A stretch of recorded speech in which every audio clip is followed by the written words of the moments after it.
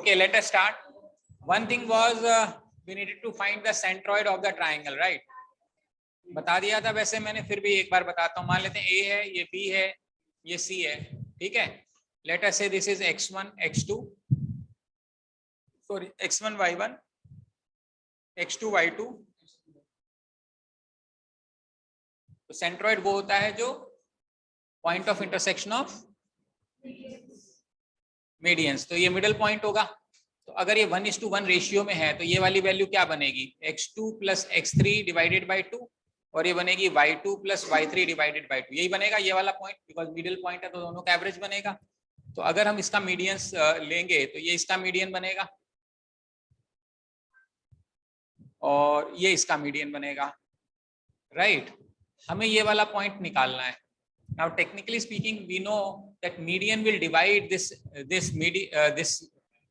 line in the ratio of 2:1. So basically we are searching for this point, right? So in another words, जो अभी हमने section formula पढ़ा था पिछली class में, हम उसको यूज कर सकते हैं यहाँ पे. जैसे कि मान लो मेरे पास ये लाइन है, उसमें ये पॉइंट A है मान लेते हैं, जिस ये x1 y1 है, और ये पॉइंट मान लेते हैं D है, और D का पॉइंट है x2 plus x3 divided by 2 and y2 plus y3 divided by 2. यही बात है. और हमें ये पॉइंट निकालना है, मान लेते हैं किससे रिप्रेजेंट होता है सेंट्रॉइड? G से. मान लेते हैं हमें ये पॉइंट निकालना है. ये रेशियो 2 है, ये 1 है, ठीक है. अगर इसका x कोऑर्डिनेट निकालना है, मान लेते हैं x और y है, तो x कोऑर्डिनेट कैसे आता है? 2 मल्टीप्लाइड बाई ये वाली value, 2 multiplied by x2 plus x3 divided by 2 plus 1 multiplied by this one value, यानी 1 into x1 whole divided by 2 plus 1. यही करते थे हम. ऐसे ही अगर हम है y का करेंगे 2 इंटू, तो y का कोऑर्डिनेट निकालेंगे 2 into y2 plus y3 divided by 2 plus 1 into y1 divided by 2 plus 1. इसको जब हम सॉल्व करेंगे, ये 2 से 2 कट जाएगा, ये मेरे पास बचेगा x2 plus x3 plus x1 divided by 3, और ये भी बनेगा y2 plus y3 plus y1 divided by 3. तो जो मेरा सेंट्रॉइड के कोऑर्डिनेट्स बनेंगे तो वो बनते हैं मेरे x1 plus x2 plus x3 divided by 3, और y कोऑर्डिनेट्स बनेंगे y1 plus y2 plus y3 divided by 3. ये हमें दिया हुआ है. आ रही बात समझ में? ठीक है. So that is how you are able to derive the centroid. उसके बाद एक इक्वेशन होती है पेयर ऑफ लाइंस की. तो पेयर ऑफ लाइंस की एक जनरल इक्वेशन होती है,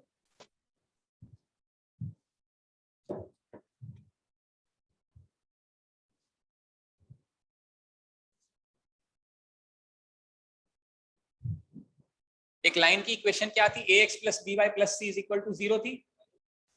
तो मान लेते हैं हमारे पास a1x plus b1y plus c1, ये एक लाइन इज इक्वल टू 0, और ऐसी इक्वेशन है a2x plus b2y plus c2 is equal to 0. ठीक है. तो पेयर ऑफ लाइन यानी इन दोनों इक्वेशंस को मल्टीप्लाई कर देना. समझ में आ रहा है? उसकी एक जनरल इक्वेशन, जब हम इसको मल्टीप्लाई करेंगे क्या बनेगा? a1 a2x square a1 b2 xy बनेगा, और ऐसे ही बनेगा a1 x c2. ऐसे सारी मल्टीप्लिकेशन बनेगी. उनको एक जनरल फॉर्मेट में हम लिखते हैं, जो स्टैंडर्ड फॉर्मेट है हमारा पेयर ऑफ लाइन का, वो बनेगा ax square plus 2h xy plus by square plus 2gx plus 2fy plus c is equal to 0. This is representing a standard line, I mean standard equation for pair of lines. इसको हम इस तरीके से represent करते हैं. समझ में आ रही बात? कौन सा? ये gx generally it is coefficient of x. Coefficient of x मतलब देख, ax को अपन c2 से मल्टीप्लाई करेंगे तो a1 c2x आएगा, और यहां से c1 a2x आएगा. x कॉमन निकालेंगे तो यहाँ पे c1 a2 plus a1 c2 बनेगा. उन दोनों का रिजल्ट हमने 2g मान लिया. हाँ, इसको 2g बोला.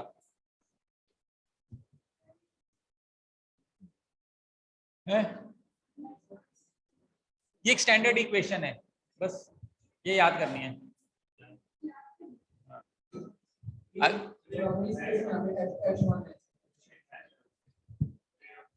पेयर ऑफ लाइन, दो लाइन को जब अपन मल्टीप्लाई करेंगे ना, दो लाइन को मल्टीप्लाई करेंगे, एक सेकंड में एक बार इसको, अब आप क्या समझना चाह रहे हैं, ये लाइन क्या है? ये दो स्ट्रेट लाइन को मल्टीप्लाई करते हैं ना, तो वो पेयर ऑफ लाइंस की इक्वेशन को रिप्रेजेंट करता है, यानी एक लाइन की equation multiplied by second line की इक्वेशन। तो जब मल्टीप्लाई करेंगे तो कुछ रिजल्ट आएगा, उस रिजल्ट में क्या क्या आएगा, कहीं ना कहीं एक्स स्क्वायर आएगा, कहीं ना कहीं वाई स्क्वायर आएगा, कहीं ना कहीं एक्स वाई आएगा, और कहीं ना कहीं कांस्टेंट आएगा। ठीक है, तो जैसे हमने एक लाइन इक्वेशन पढ़ी थी a x plus B Y plus C is equal to 0, वो बस जनरल इक्वेशन है, वो एक रिजल्ट है। उसी तरीके से जब हम पेयर ऑफ लाइन लिखते हैं तो उसका एक रिजल्ट बनता है, वो ये बनता है a x square plus 2hxy plus B y square plus 2gx plus 2fy plus c is equal to 0। This is representing a general equation of a pair of lines. अगर आपको कुछ इक्वेशन ऐसी दिखी, इसका मतलब है ये किस चीज को रिप्रेजेंट कर रहा है, दो पेयर लाइन को। अब जैसे मतलब आप सोचोगे क्या है, क्यों है, जैसे मान लो मैंने कहा X square plus Y square is equal to A square, मान लेते हैं, एक इक्वेशन है। अब ये क्या रिप्रेजेंट कर रहा है, ये एक सर्कल को रिप्रेजेंट कर रहा है विद सेंटर O 0 0, जिसका रेडियस a है। It is representing a circle whose radius is a। उसी तरीके से अगर हम इसको एक्सपैंड कर दें, x माइनस a का होल स्क्वायर या x minus plus y minus b का whole square is equal to r square, ये एक इक्वेशन है, इसको एक्सपैंड कर सकते हैं। ये किसको रिप्रेजेंट कर रहा है, ये एक सर्कल को रिप्रेजेंट कर रहा है जिसका रेडियस r है, सेंटर a और b है। तो हमें क्या पता होना, हमें ये पता होना चाहिए अगर कोई चीज ऐसी दिख रही है इसका मतलब ये है, समझ में? उसी तरह से कोई इक्वेशन ऐसी दिख रही है यानी जिसमें एक्स स्क्वायर भी है, वाई स्क्वायर भी है, एक्स वाई के आगे भी कुछ लिखा है, कुछ कांस्टेंट भी लिखा है, तो हमारे दिमाग बोलेगा अच्छा ये पेयर ऑफ लाइंस का इक्वेशन है। आ रही बात समझ में? उसी तरीके से ये वाला भी, ये पेयर ऑफ लाइंस है, जैसे ये सर्कल की इक्वेशन है, ये सर्कल इसमें ओरिजिन है, ओरिजिन ये circle with centre as origin, this is circle with origin as a and b, so it is representing a some graph, and that is what we have to understand in coordinate. If this is given, we will say okay, now this is representing a pair of lines, इसका ये मतलब है। आ रही बात समझ में? ये कहां से आया, दो इक्वेशन को मल्टीप्लाई करेंगे, कुछ रिजल्ट आएगा, उस रिजल्ट में क्या क्या सेम आएगा, एक्स स्क्वायर मिलेगा कहीं ना कहीं आपको, एक्स वाई मिलेगा, वाई स्क्वायर मिलेगा, एक्स मिलेगा और वाई मिलेगा और कांस्टेंट मिलेगा। उसके जो कोफिशिएंट्स होंगे उनको ये हमने स्टैंडर्ड नॉमेनक्लेचर दिया हुआ है। जब मल्टीप्लाई करोगे तो कुछ और आएगा, कुछ भी आएगा जो मल्टीप्लाई किया है, लेकिन यहाँ पे हमने क्या दिया है, कुछ एक स्टैंडर्ड कोफिशिएंट का नॉमेनक्लेचर दे दिया हमने, बस। ठीक है, अब जैसे इसने अगला एग्जांपल दिया हुआ है कि मतलब इसी से रिलेटेड एग्जांपल है, बोल रहे हैं डज द इक्वेशन, इसने क्वेश्चन पूछा है, does the equation X square plus 2xy प्लस Y square minus 5x minus 5y plus 6 is equal to 0 represent a pair of parallel lines. अब आप ध्यान से देखो, ये लाइन तो रिप्रेजेंट कर रही है, दो लाइन को रिप्रेजेंट कर, क्योंकि एक्स स्क्वायर है, वाई स्क्वायर है, एक्स वाई भी है, एक्स भी है, वाई भी और कांस्टेंट भी है, sir it is certainly a pair of line. अब क्वेश्चन ये है कि क्या ये पेयर ऑफ लाइन पैरेलल है, इसका मतलब है हमें इस इक्वेशन को, एक इक्वेशन ऐसी कैसी, क्योंकि दो लाइन इक्वेशन होनी चाहिए, if you are able to represent this as some ax some this into something like a2x plus b2y plus c2 is equal to 0, अगर हम इस चीज को ऐसा लिख पाए, इस चीज को हम ऐसा लिख पाए, पहला तो ये, फिर पेयर ऑफ लाइन होने के लिए हमें क्या चेक करना पड़ेगा, स्लोप। अगर इसकी स्लोप और इसकी स्लोप सेम हुई तो हम ये कह पाएंगे कि ये लाइन पैरेलल, स्लोप सेम नहीं हुई तो हम ये कह देंगे पैरेलल लाइन नहीं है। आ रही बात समझ? लेकिन प्रॉब्लम ये है कि हमें इसको स्प्लिट करना पड़ेगा, which is certainly a challenge।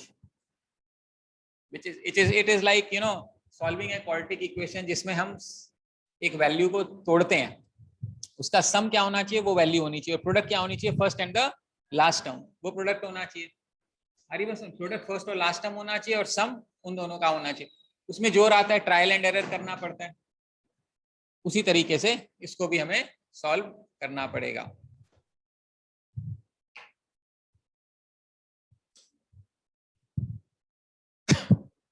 अब देखो एक्स स्क्वायर का कोफिशिएंट तो कुछ भी नहीं है, 1 ही है। इसका मतलब अगर ये दोनों मल्टीप्लाई होगा तो a1 a2 की वैल्यू क्या होनी चाहिए, 1 ही होनी चाहिए। यानी ये वाली वैल्यू x होनी, ये तो x होनी चाहिए और ये वाली वैल्यू भी x होनी चाहिए। y का कोफिशिएंट भी 1 है, यानी कि b1 b2 की वैल्यू भी 1 है। इसका मतलब ये भी y होना चाहिए और ये भी y होना चाहिए। नहीं यानी इसमें तो कोई कोफिशिएंट्स लगेगा नहीं। इतनी बात समझ में आ रही है? इसका मतलब यहाँ पे प्लस c1 है और यहाँ पे प्लस c2 है, यही बात है। मतलब c1 और c2 की वैल्यू माइनस मान लेंगे। मान लो प्लस लिखा है, c1 की वैल्यू नेगेटिव आ सकती है। इन दोनों का प्रोडक्ट जो है वो ये बनना चाहिए। अब जब हम इसको मल्टीप्लाई करेंगे तो हमें और क्या कैसे कैसे निकालोगे, देखो x इंटू एक्स क्या बनेगा, एक्स स्क्वायर। यहां से यहां क्या बनेगा, एक्स वाई, ठीक है, एक प्लस एक्स सी टू, और क्या बनेगा प्लस y के साथ वाई एक्स बनेगा, एक्स वाई यानी 2 कर दूं यहाँ पे, ठीक है। y के साथ x हो गया, फिर y के साथ वाई स्क्वायर हो गया, फिर y के साथ c2 हो गया। फिर c1 लेना है, ये बनेगा c1x, फिर बनेगा c1y और फिर बनेगा c1c2, यही बनेगा। अब हमें पता है एक्स स्क्वायर प्लस 2xy, यहां तो आ गया, प्लस वाई स्क्वायर भी आ गया।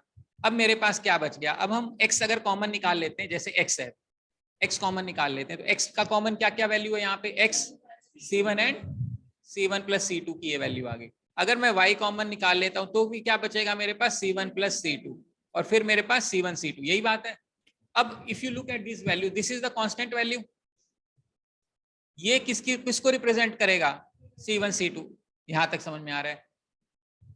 ये दोनों जो है, ये दोनों किसको रिप्रेजेंट कर रहे हैं, -5, और ये दोनों वापस -5 को ही रिप्रेजेंट करेंगे, ऑब्वियस है, क्योंकि c1 प्लस c2 दोनों में। अब हमें c1 और c2 की ऐसी वैल्यू चाहिए कि सम -5 है, प्रोडक्ट 6 है, तो क्या होना चाहिए, -3 -2। तो अगर अपन c1 को -3 मान ले तो c2 की वैल्यू -2। आप उल्टा भी मान सकते थे, उसमें भी कोई फर्क नहीं पड़ता, नहीं बनेगा ना। अब इसका मतलब ये x के आगे मैं क्या लिख दूं, -5 लिख दूं, मतलब इधर c1 की जगह -2 लिख दूं और इसकी जगह -3, तो ये -2 लिख देता हूं और ये -3। तो हमारे पास दो इक्वेशन आ गई। एक इक्वेशन है x प्लस वाई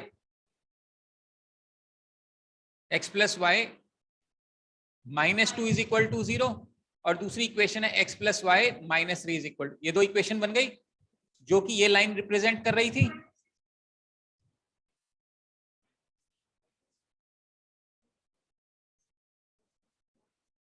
-6 + 1 -5 तो आएगा, लेकिन -1 इंटू +6 -6 आ जाएगा, जो कि +6 चाहिए। तो ये दो इक्वेशन आ गई। क्या ये दोनों इक्वेशन पैरेलल हैं, क्या ये दोनों लाइंस पैरेलल हैं? इसका मतलब जो क्वेश्चन था, are they representing parallel lines, my answer is yes. समझ में आ रहा है, ये पैरेलल लाइन की, हाँ ये समझा रहा हूं मैं कि भाई ये ऐसा है।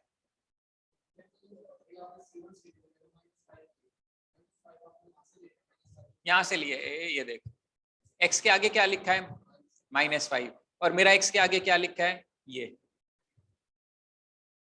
x के बाद कुछ c1 c2 है और यहाँ है x के -5, तो ये यहां से ले लिया। ऐसे ही ये वाला जो है, क्योंकि ये तो सेम ही होना चाहिए, वो यहां से ले लिया, ठीक। और ये कांस्टेंट है मेरी, ये कांस्टेंट है, तो ये कांस्टेंट है, वो यहां से ले लिया मैंने, ये इस तरीके से मैंने ले लिया।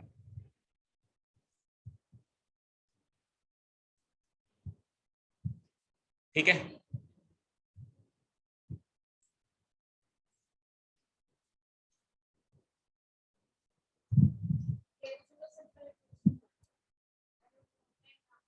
क्या ट्रायल एंड एरर और क्या इलाज होता?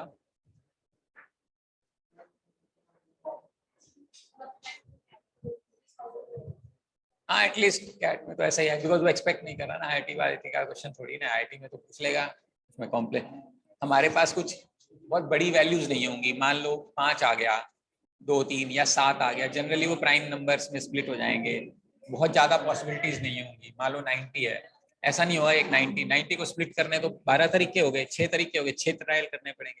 लेकिन अगर प्रोडक्ट या सम ऐसा 7 हो गया तो तुम समझ रही हो 7 तो 7 into 1 ही जाएगा, इस टाइप से मिलेगा, मिलना चाहिए, मतलब that is how, that is why you will be solve. Other solve कैसे करेंगे, आपका मुश्किल, बहुत मुश्किल हो जाएगा। या तो ऑप्शन में दिया हो, आप ट्राई कर करके दोनों का मल्टीप्लिकेशन करके कोफिशिएंट कंपेयर कर ले, अगर ऑप्शन दिया है तो। मैं अज्यूम कर रहा हूँ ऑप्शन नहीं है तो फंसेंगे और ऐसे निकालने पड़ेंगे रास्ता। हाँ जी क्लियर है, पेयर ऑफ लाइन समझ में आ रहा है, ठीक है। इसके बाद बनता है एक चेंज ऑफ एक्सिस।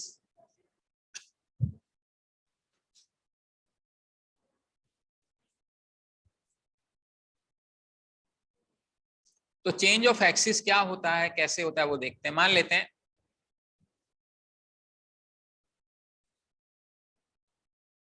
1 2 3 4 5, ये 0 0 है, ये 1 है, ये 2 है, ये 3 है, ये 4 है।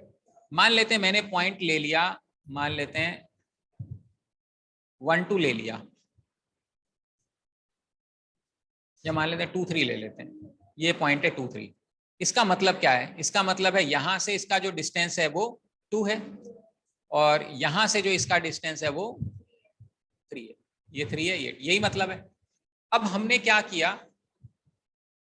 मैंने एक्स, ये जो पूरा एक्सिस है उसको मैंने मान लेते हैं यहां शिफ्ट कर दिया।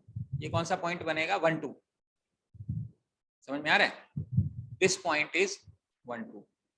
इसका मतलब ये है कि मैं कह रहा हूं कि मैंने जो एक्सिस की पोजीशन है,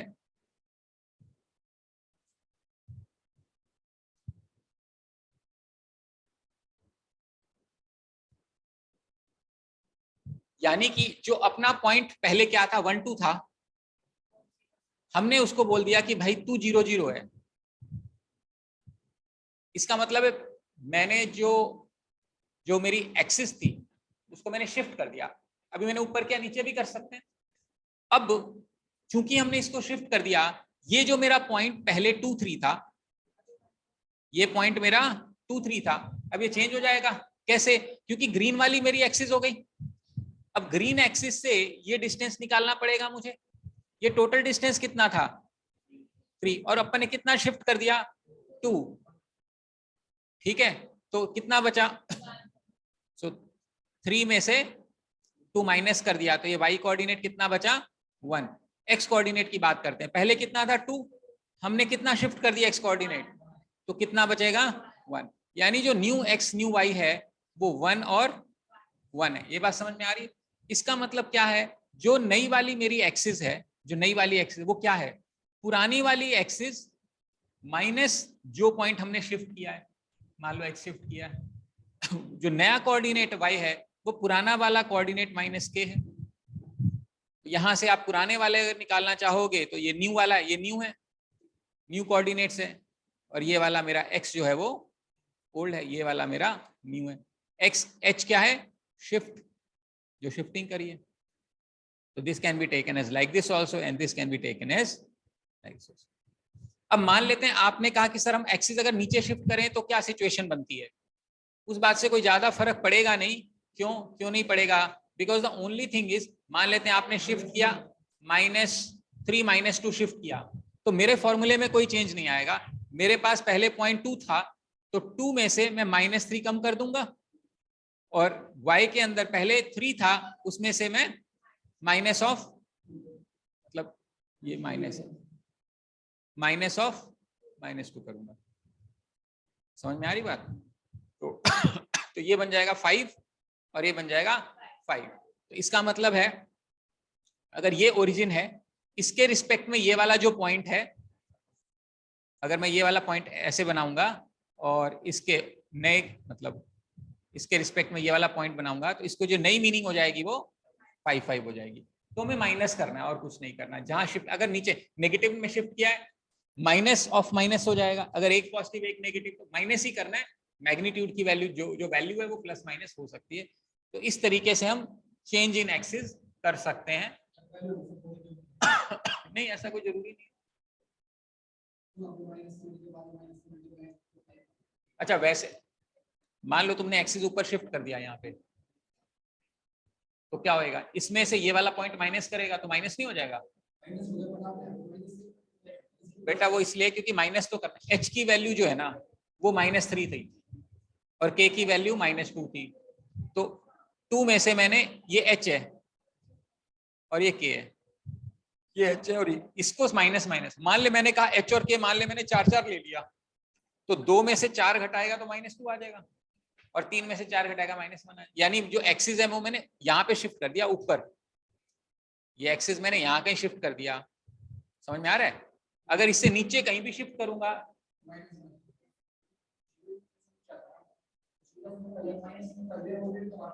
वो रिजल्ट प्लस, मैं ये कह रहा हूँ इस एक्सिस को, काले वाले को अगर आप ऊपर कर दें तो उसके रिस्पेक्ट में पॉइंट नीचे आ जाएगा नेगेटिव, तो इसका रिजल्ट नेगेटिव आ जाएगा। ठीक है, समझ में आ रहा है क्या कह रहा हूं मैं? तो ये हमारा क्या है, चेंज ऑफ एक्सिस। ठीक, ऐसे ही, हाँ भाई था ना, आया कुछ कुछ समझ आया? ठीक है।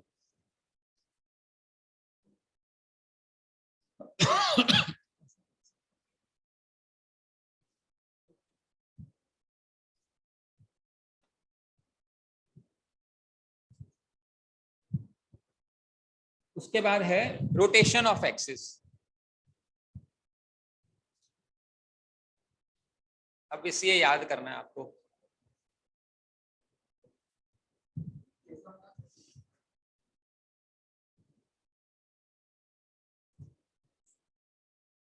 कुछ कम आते हैं बट चलो,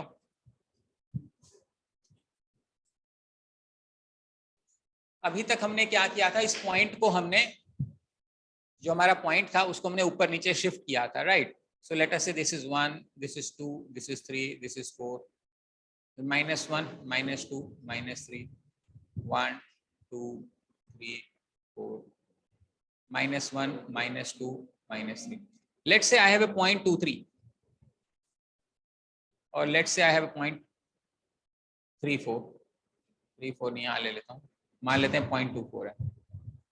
ठीक है, अभी क्या है कि ये जो एक्सिस ऐसा मेरा 90 डिग्री का एक्सिस है ना, हम इसको एक एंगल थीटा से घुमा देंगे। ठीक है, अब इसमें घुमाने की टेक्निक तो दे नहीं रखी, मुझे बनाना पड़ेगा। तो मान लेते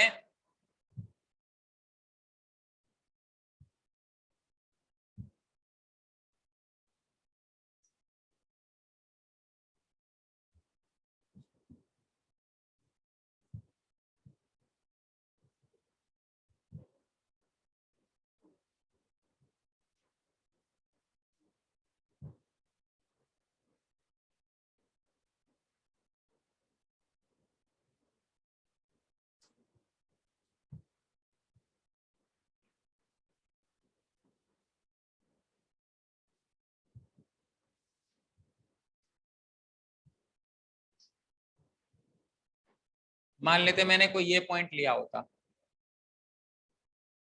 ठीक है, तो ओरिजिनली ये पॉइंट क्या होता, ओरिजिनली ये पॉइंट ये होता, ये इसका एक्स कोऑर्डिनेट होता, ये उसका वाई कोऑर्डिनेट। ठीक है, लेकिन चूंकि मैंने ये 90 डिग्री कर दिया, ये 90 डिग्री कर दिया, ठीक है, तो इसके रिस्पेक्ट में जो नया पॉइंट बनेगा वो ये बनेगा, ये नई लेंथ बनेगी, और दूसरी वाली जो इसके रिस्पेक्ट में बनेगी वो, समझ में आ रहा है क्या कह रहा हूं मैं? और ये हमने जो शिफ्ट किया है ये कितना एंगल थीटा, ये एंगल शिफ्ट किया थीटा। ठीक है, ये पहले पॉइंट था मान लो मेरा x Y.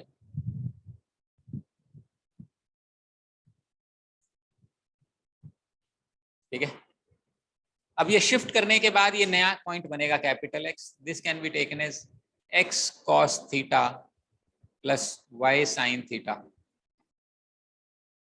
and y coordinate will be minus x sin theta plus y cos theta. This theta is this angle, बस ये याद कर लो फिलहाल। इसको डिराइव ऐसे करते थे, अगर हमें याद हो तो रिजॉल्व करते थे। आर कॉस, मान लो एक आर लाइन है तो जो ग्राउंड पे आर वेक्टर लगाना, R cos theta R sine theta करके उसको रिजॉल्व करके वो डिस्टेंसेस निकालने पड़ेंगे हैं।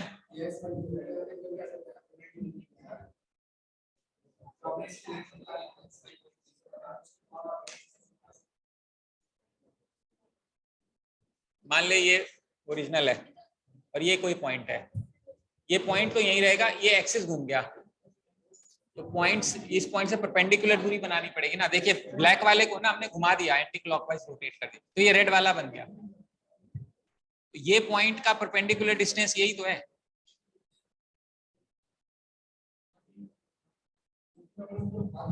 हाँ, ये जो ब्लैक में है इसको मैंने 90 डिग्री एंटी क्लॉकवाइज में घुमा दिया, तो जो पहले ब्लू वाला डिस्टेंस था अब ये रेड वाला डिस्टेंस हो गया। वो रेड वाला जो डिस्टेंस है वो ये मैंने लिखा हुआ है, ठीक है। ये इसके न्यू कोऑर्डिनेट्स हैं, 12th में आता है, 10th या 12th।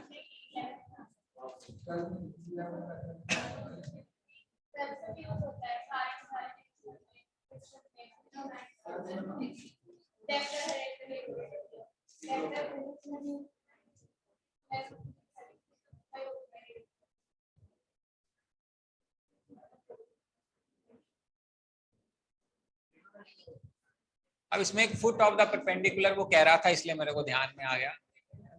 Foot of the perpendicular नहीं वो बता रहा था, अच्छा, और इमेज ऑफ द बता रहा था, तो मैं वो करवाता। फुट ऑफ है, क्या बोलते हैं उसको, फुट ऑफ द परपेंडिकुलर। हाँ वो तो उसको डबल कर दोगे तो इमेज आ जाएगा।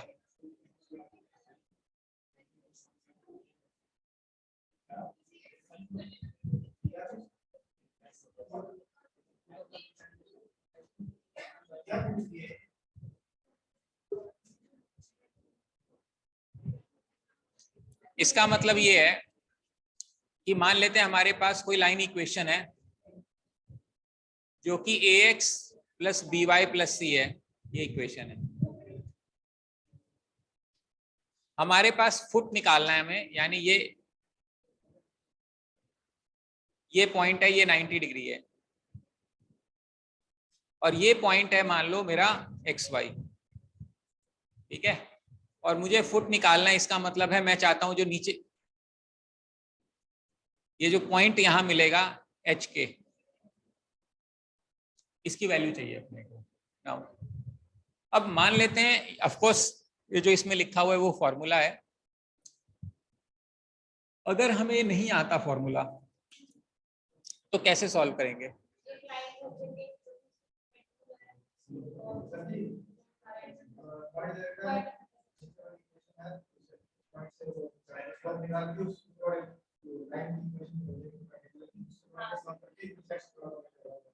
बिल्कुल सही।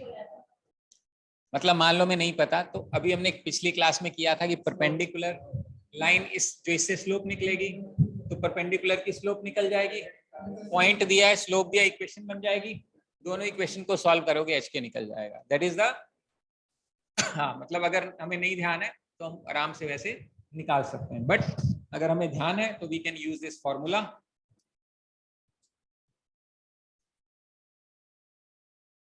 x1 y1 है तो ये फॉर्मूला बनेगा h माइनस x1, ये वाला जो डिस्टेंस है, h minus x1 upon a is equal to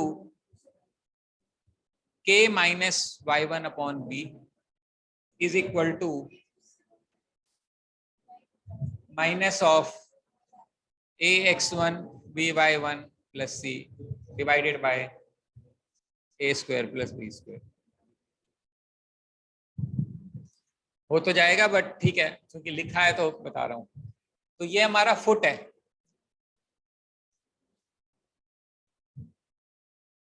अभी आपको ध्यान हो तो ये डिस्टेंस का फॉर्मूला लग रहा होगा पॉइंट से। अगर इसका मुझे इमेज निकालनी है, इमेज समझते हो,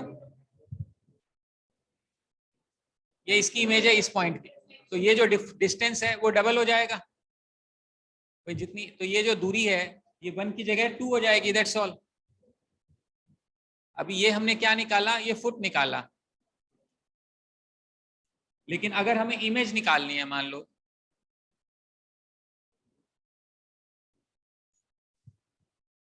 ठीक है, मान लेते हैं यहाँ पे सेम एच के है, मैं इसको पी क्यू मान लेता हूँ 1 मिनट के लिए। तो मुझे क्या करना पड़ेगा, P minus x1 upon A is equal to Q minus y1 upon b is equal to -2 times ax1 plus by1 plus c divide by image, यानी वो रिफ्लेक्शन जो होती है उसको बोलते हैं।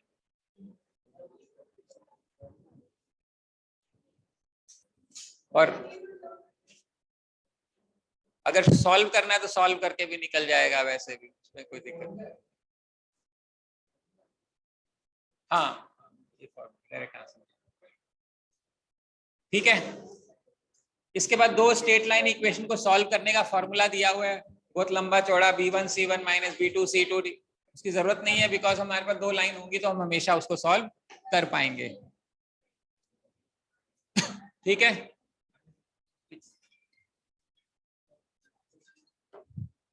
नो प्रॉब्लम्स, बन रही है बात। तो this will take care of your this pending part. उसके बाद डीसीएस।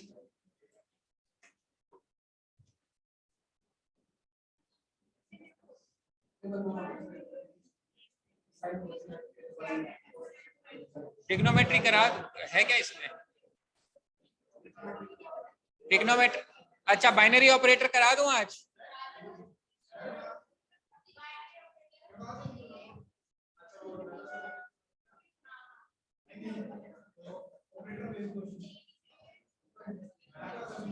दस मिनट लगेंगे, हो जाएगा।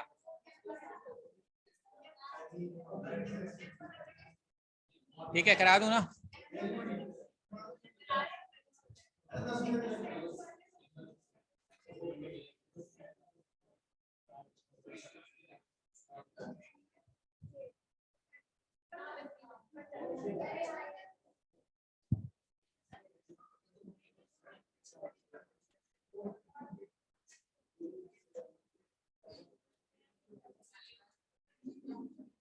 Okay, so it's a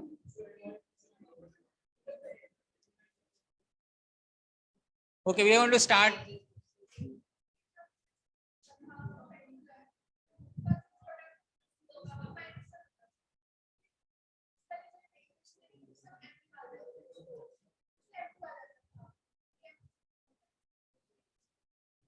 Y minus y1 is equal to m into x minus x1। m निकाल लिया आपने, x1 y1 दिए।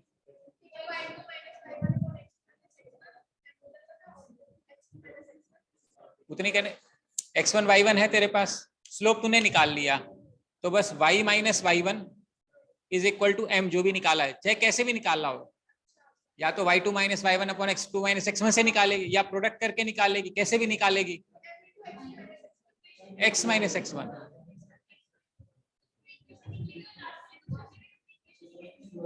हाँ, दोनों इक्वेशन बना के सॉल्व कर दिया था उसको, बस वहां से।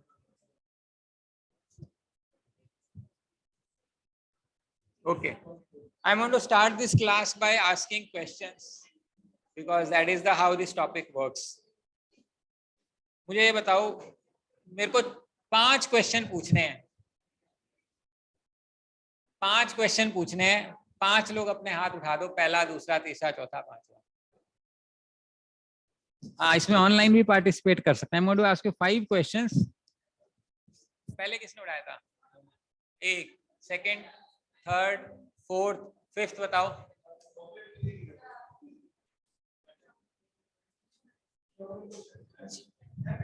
Okay, Kajal is fourth, fifth. ठीक है, डन काजल।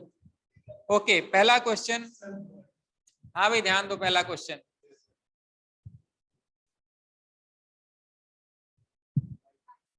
पक्का?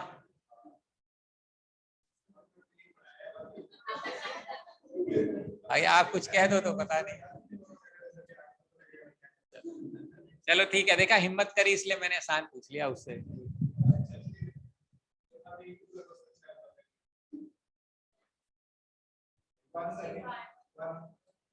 ऐसा तो नहीं है।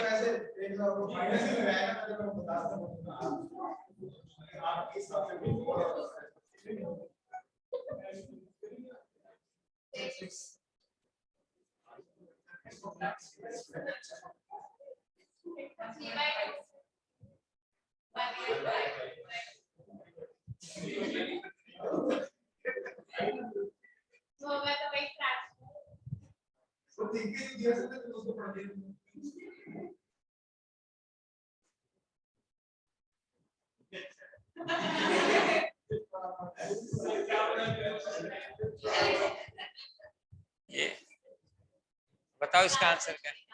काजल ये तुम्हारा क्वेश्चन है, बताओ। हाँ बताओ इसका क्या आंसर है। सर रोज का मीनिंग क्या है, पहले ये तो बताओ। क्यों पता नहीं है? नहीं सर, वो डिफाइन करोगे आप तभी तो कुछ होगा। यहाँ पे जैसे एडिशन सब्सट्रैक्शन का तो मतलब अब पता है हमें कि क्या होता है, बट अच्छा रोज का मतलब नहीं पता। ओके ठीक है। Okay, now according to Kajal, you have to tell the meaning of this rose. So this is known as binary operator. ये जो क्वेश्चन है ये बाइनरी ऑपरेटर है। इसका मतलब है हमें पहले ये रोज डिफाइन करना पड़ेगा कि ये रोज है क्या। तो अगर हमने ये डिफाइन कर दिया ए रोज बी, ने क्या डिफाइन किया, मान लो a rows b is given as a square b plus b square a, for example. Now if I give you 3 rows 2, now you can give me an answer, right? So this will become 3 square into 2 plus 2 square into 2. ठीक है। Now binary operator is basically user defined operations. There are 4 predefined mathematical operators which is addition, subtraction, multiplication and division. तो ये 4 हमारे standard operators होते हैं। इसके अलावा जितने भी ऑपरेटर होते हैं वो यूजर डिफाइंड होते हैं। हम उसका मीनिंग असाइन कर देते हैं और हम उसको सॉल्व करते हैं। इसके जनरली क्वेश्चंस डिफिकल्ट नहीं होते हैं, लेकिन वो टेस्ट क्या कर रहा है इसमें आपका, वो आपका कंसंट्रेशन टेस्ट कर रहा है। ऐड का मतलब एडिशन कर देगा, स्लैश का मतलब डिवीजन कर देगा and so on and so fourth. तो एग्जांपल के तौर पे मैं चाहता हूं आप लोग क्वेश्चन नंबर 8.01, 8.02, 8.03 करें। मैं तब तक एक क्वेश्चन लिख रहा हूं, बना रहा हूं, डिजाइन बना रहा हूं उसका। तब तक आप ये 3 क्वेश्चन करेंगे।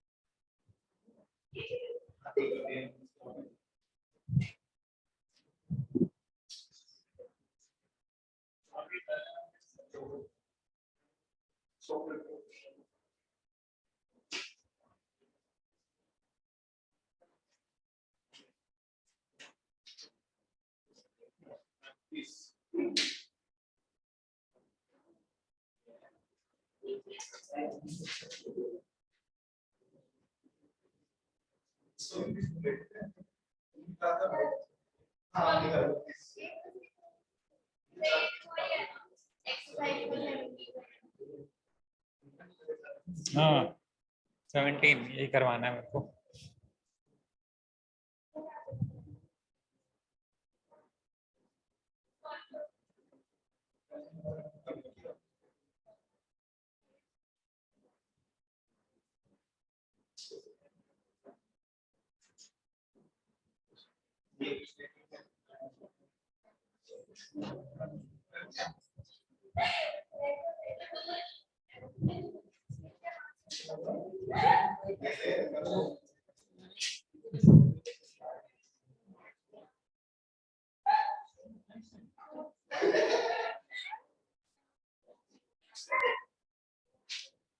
क्या हुआ, क्या कर रहे हो?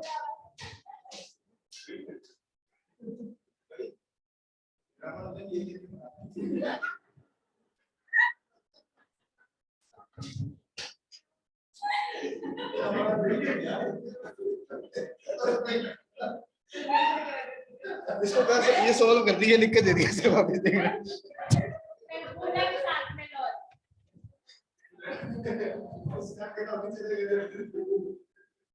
सही तो है, जैसा क्वेश्चन दोगे वैसे ही आंसर सर मिलेगा। वो निकल नहीं रहा, वो उधर से 3-4 पेज ग्राफ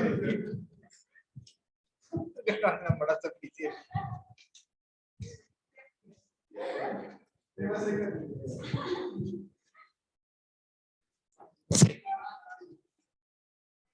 निकले ये 8.1, 8.2, 8.3 समझ में आ रहा है?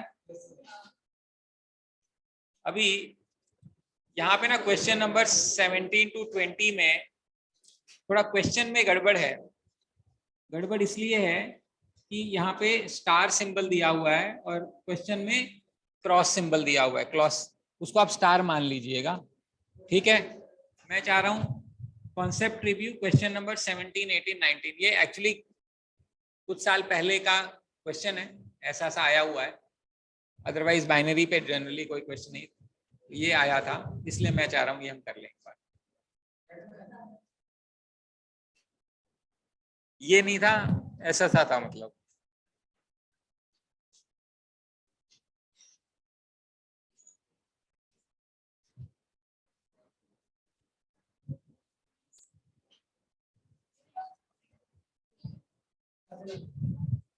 यही समझना है, सारा सवाल समझने का ये है कि कैसे करना है बाइनरी ऑपरेटर। तो बाइनरी ऑपरेटर में वो कुछ डिजाइन करके देगा हमें, कुछ रूल, और फिर हम उसको है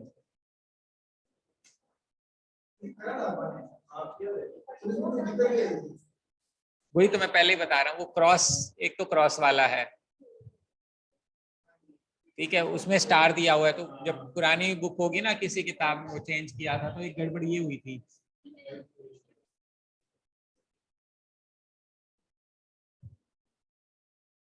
इसके अपने को 17th करना है बेटा, 17th, 18, 19।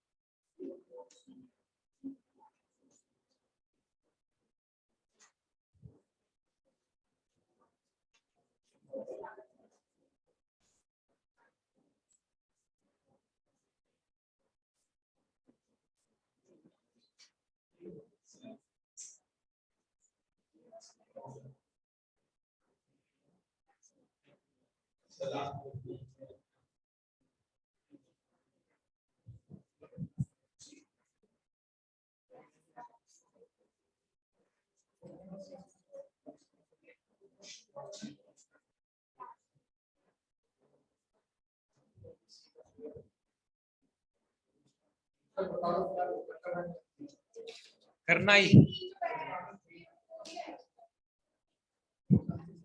इसका क्या मतलब है, मतलब ही समझना है बेसिकली। तो ये कह रहा है अगर एक्स स्क्वायर की वैल्यू निकालनी है, एक्स क्रॉस एक्स होना चाहिए।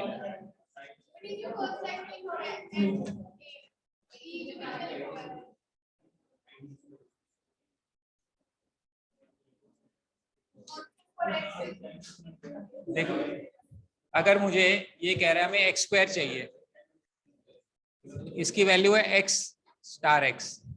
अगर एक्स क्यूब चाहिए तो हमें पहले लिखना पड़ेगा एक्स की वैल्यू लिखनी पड़ेगी, और जो एक्स स्क्वायर का रिजल्ट आएगा ना उसके बाद में लिखना पड़ेगा। मैं कहने का मतलब है, मान लो अपने को ए क्यूब चाहिए तो पहले हमें ए स्क्वायर निकालना पड़ेगा। ए स्क्वायर बनेगा ए क्रॉस ए, इसका मतलब ए ऐसे ए ऐसे, समझ में आ रहा है। तो ए ऐसे मतलब ए स्टार है, तो ए का वैल्यू क्या बनेगी, बी, इसकी वैल्यू बनेगी बी। अब मेरे को चाहिए ए क्यूब, यानी ए स्टार बी। तो ए तो ऐसे चलेगा और बी ऐसे चलेगा, आंसर क्या आ गया, सी। इसकी वैल्यू आ गई सी। मान लो हमें चाहिए ए स्टार डी, ए ऐसे आ रहा है और डी ऐसे आ रहा है, तो ए स्टार डी कितना बनेगा, डी।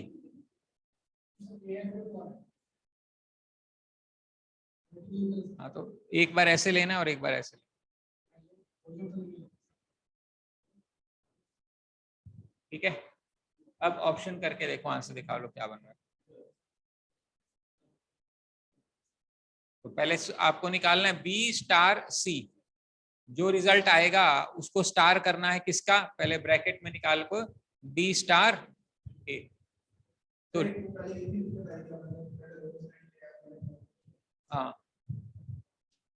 इसमें ना एक्चुअली क्वेश्चन में मैंने उसमें ना एक और था, प्लस था, उससे पता चल जाता था, बट इसमें कुछ दिया नहीं हुआ है। तो एक बार रो और कॉलम लेके देखना पड़ेगा। निकाल, वैसे तो जनरली पहले रो लेते हैं फिर कॉलम लेते हैं। बी, हाँ, इसकी वैल्यू बी आ गई, डी स्टार ए की वैल्यू डी आ गई। अब बी स्टार डी चाहिए तो बी ऐसे डी ऐसे, इसका आंसर सी होना चाहिए, फर्स्ट ऑप्शन। अगला करो अब, समझ आ रहा है?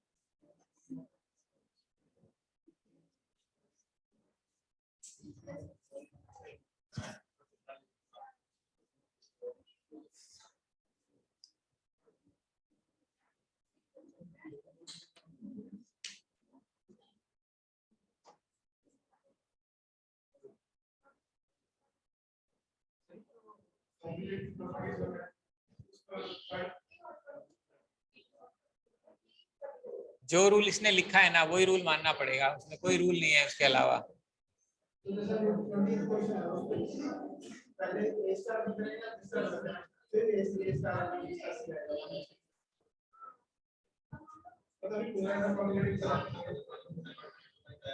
क्वेश्चन में स्टेटमेंट नंबर 2 देखो, उससे समझ में आएगा तुम्हें क्या करना है।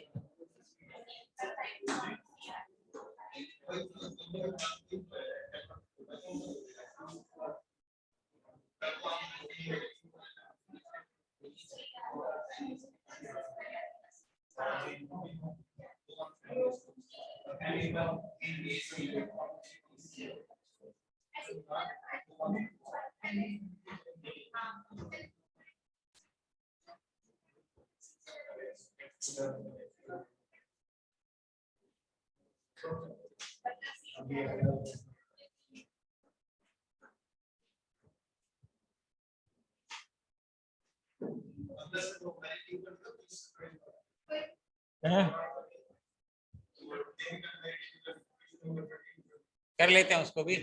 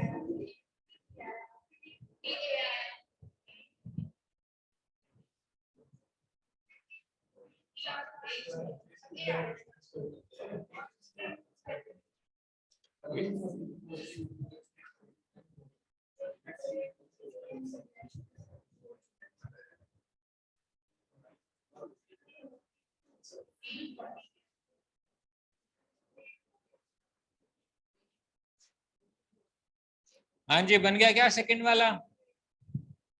क्या पूछ रहा है? Least positive integer such that c की power n is equal to c, c की पावर n c होनी चाहिए। तो पहले c स्क्वायर निकालते हैं। c क्रॉस c कितना बनेगा? d। अब c क्यूब निकालने के लिए c क्रॉस c स्क्वायर करना है, c स्क्वायर की वैल्यू बनेगी d। तो c ऐसे d ऐसे, d बन गया। c की पावर 4 बनेगा c स्क्वायर b, तो c और b a बन गया। c की पावर 5 बनेगा c क्रॉस a, तो c क्रॉस a की वैल्यू c आ गई, यानी मिनिमम वैल्यू c की पावर 5 c आएगा। ये n है, तो ये n की वैल्यू कितनी है? 5। ठीक है, 5 बार है ना c की पावर 5 c आया। ये पूछ रहा है c की पावर n कितना आना चाहिए। हाँ, वो मिनिमम वैल्यू चाहिए। ठीक है, अगले वाले में स्टार का कुछ समझ नहीं आ रहा है। ए स्टार बी स्टार सी करें या पहले बी स्टार सी करें? ए कैन नॉट बी। इसका क्या दिया हुआ है? 3।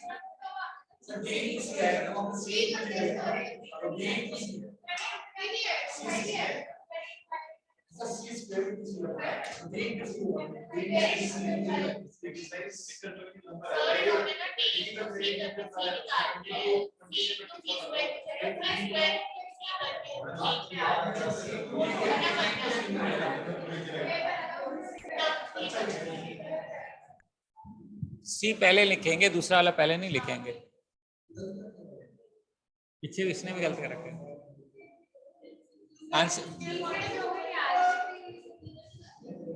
आंसर 5 ही आएगा इसका। कैसे आ रहा है? लेकिन इसने हमें क्वेश्चन, लेकिन हमें जो क्वेश्चन में दिया हुआ है ना डेटा, उसमें c इंटू सी स्क्वायर करना है, ना कि c स्क्वायर इंटू सी करना है।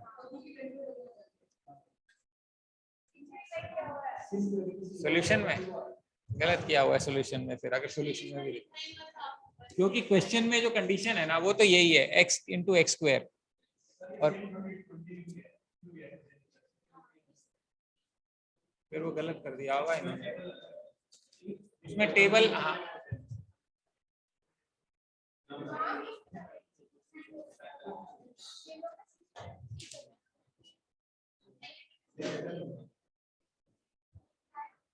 हाँ, ये पीछे वाले में सी आ सकता है, क्योंकि यहाँ पे ए क्यूब की वैल्यू ए स्क्वायर इंटू ए है। पीछे वाले में कंडीशन अलग है। देखो, ए क्यूब निकालने के लिए पहले वाले कंसेप्ट रिव्यू में ए इंटू ए स्क्वायर है, यहाँ पे ए क्यूब निकालने के लिए ए स्क्वायर इंटू ए है। तो हो सकता है अगर ये सेम टेबल है तो आ रहा होगा 3 में। टेबल अलग है, ध्यान रखना। ये यहाँ 5 आएगा, आई थिंक पीछे गलत दिया हुआ है। ये कॉन्सेप्ट रिव्यू में ये आंसर 5 ही आना चाहिए। ठीक है,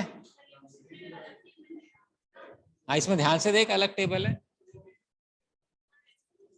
सॉल्यूशन, अच्छा सॉल्यूशन नहीं, वो तो बुक में है। हाँ, मैं दूसरी किताब दूसरा क्वेश्चन कह रहा हूँ, बी का डिफिकल्ट वेरी डिफिकल्ट में 20वां क्वेश्चन, वहां की बात कर। हाँ यही चीज है डिफिकल्ट वाला, इसको भी ट्राई कर। इसमें देखो दो टेबल है, एक स्टार वाली टेबल है और एक प्लस वाली टेबल है, दोनों को अलग अलग रीड करना है। प्लस जो स्टार वाली में चेंज है, a cube is not a into a square, it is a square into a, ये ध्यान रखना। तो ये चेंज, ऑर्डर चेंज हो गया तो आंसर भी बदल जाएंगे।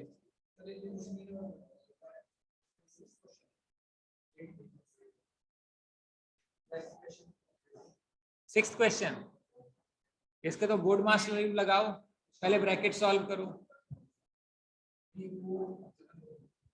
मॉड,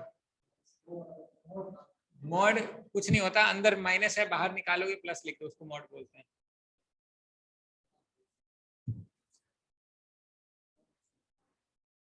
मान लो का 9/2 - 6 का मॉड,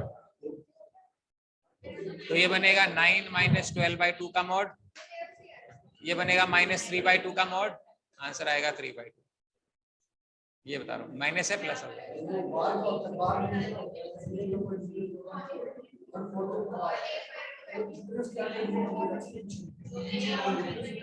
वो तो फ्रैक्शन में लिखने का तरीका है।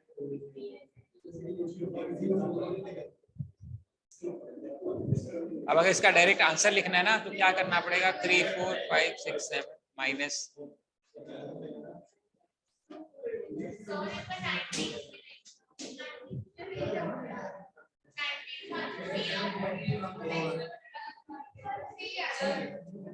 नाइनटी।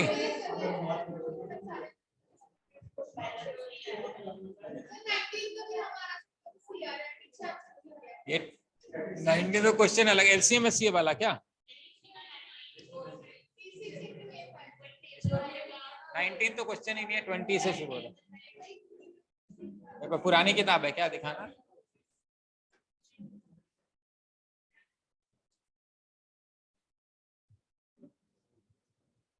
अच्छा इसमें 19 ये कह रही है क्या? अच्छा अच्छा, और इसका मुझे लग रहा है इसने ना वो स्क्वायर वाला पीछे वाला टारगेट ले रखा है, चेंज किया हुआ है। उससे करके देखोगे तो मैच कर जाएगा, मुझे लग रहा है इसने भी वही गलती करी है। जो पहले वाला एरर है ना, सेम एरर इसने यहाँ किया हुआ है।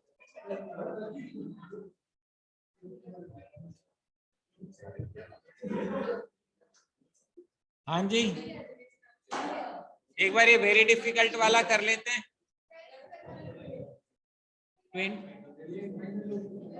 है ना। सेकंड एक्सरसाइज का 2021 कर लेते हैं तो पक्का हो जाएगा फिर ये हमारा। हाँ वो डिफिकल्ट कर लो, एक बार ट्राई कर लो, फिर देखते हैं। हाँ 20 से 24, ठीक है। टेबल बनानी है, इसमें क्वेश्चन सॉल्व करना है।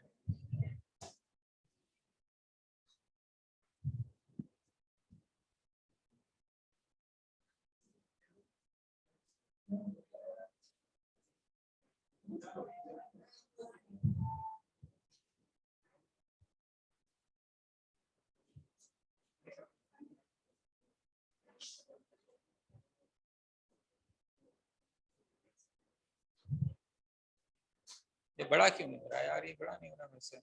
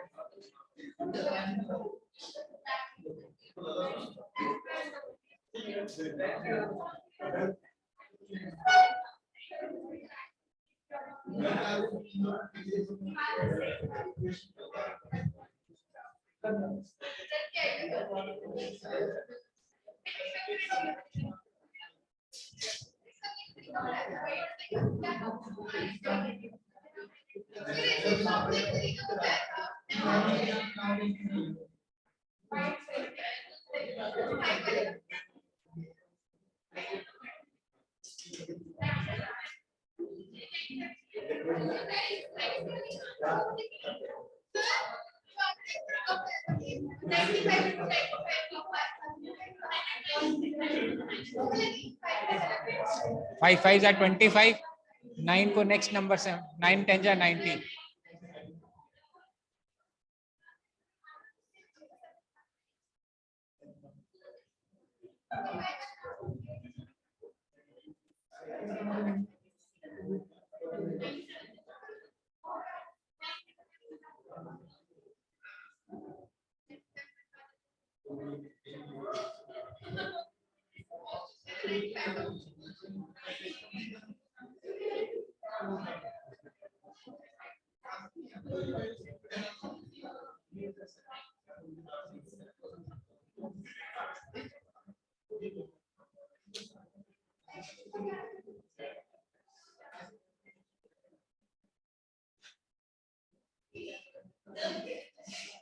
क्या खिचड़ी पका रहे हो?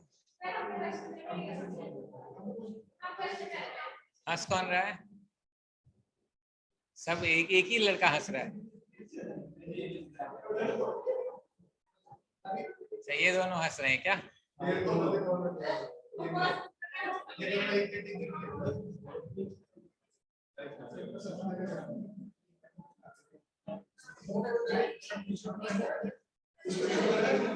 प्लस में क्वेश्चन देख नीचे, जहाँ पे 3a है ना, 3a की वैल्यू निकालेंगे 2a प्लस a है, तो प्लस वाला टेबल यूज करना है उसमें.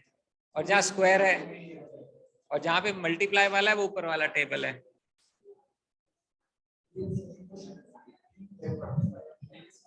b पावर 4 वो तो ऊपर वाले टेबल से बनेगी. 5c यानी c प्लस c, 2c फिर 2 के साथ c, फिर नीचे वाले से बनेगी इस टाइम.